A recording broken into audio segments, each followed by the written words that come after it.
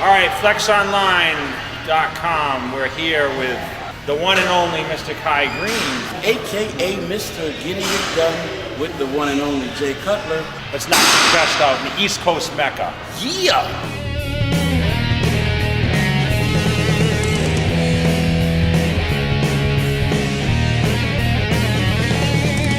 So a couple warm-up sets. Let's add another plate. So 15 reps on the warm-ups. I'm gonna shoot for about 12 reps on these, on the heavier sets. So as we get heavier, you know, you really concentrate on the contraction. That's the thing, one thing about the pros is you can see the concentration on the chest. It's not just pushing the weights. You're gonna see him pause a lot in between each rep and really get the chest to really take over the weight. It's a lot of mind to muscle connection. What would you say is the best or most effective chest exercise? I would say the bench press, but I don't tend to do as much anymore. I use a Smith machine. With basic bench press is still going to build the chest the most. He's got an arch in his back, really contracting that chest. I mean, he's just playing with this weight right now. So all about this with the Smith machine, of course, with the bench press, it's about getting the bar in a comfortable spot where your body is going to push with the chest the most. And everyone's going to have a different variation of where their body sits under this bar. You know, Kai's in the middle of his chest, maybe in the little of the upper portion, whereas I tend to sit on the bottom of the chest more with the bar. You know, everyone's always asking me, you know, is Kai going to go back and do the Arnold Classic? He won 2. You know, he's obviously been second at the Olympia. If you go to the Olympia this year, you win it. What's the scenario? You ever go back to the Arnold? What if you go back and you place second? You ever going to go back to the Arnold Classic and compete or what? The fans ask that question. I mean, they want you back there. What do you think? My focus has been on the Olympia. Yeah, that's how I was too. You know, I think my problem was I always started dieting too early. I think, like, I always seem to lose a little muscle training for contests, but when you're as big as we are, you can sometimes spare a little loss to attain that extra conditioning. But I just hated the fact that everyone always said to me, like, you were best in this year, just come like that again. It's not that easy sometimes, man, you know? You're also a different body. You're like 70 pounds, 60 pounds bigger. Yeah. All right, so we're going to take advantage of incline fly machine, which I don't even think exists anymore. Kai's never used this before. Of course, this is his home gym. What I like about this is it takes the arms out. This really gives the chest a huge contraction. You keep the chest up, really keep that arch. You can see the arch in his back and you know, blow it out at the top, really get that good squeeze in there.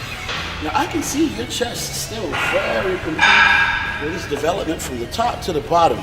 Do you subscribe to the same thoughts about muscle shaping exercises versus mass building movements? I think so. I mean, you do a lot of unconventional exercise, like a lot of your stretching movements. I think a lot of your shape in your legs comes from a lot of your stretching and your squatting positions, and you know, it shows in your body. So yeah, I mean, what's the average time you're in the gym each day?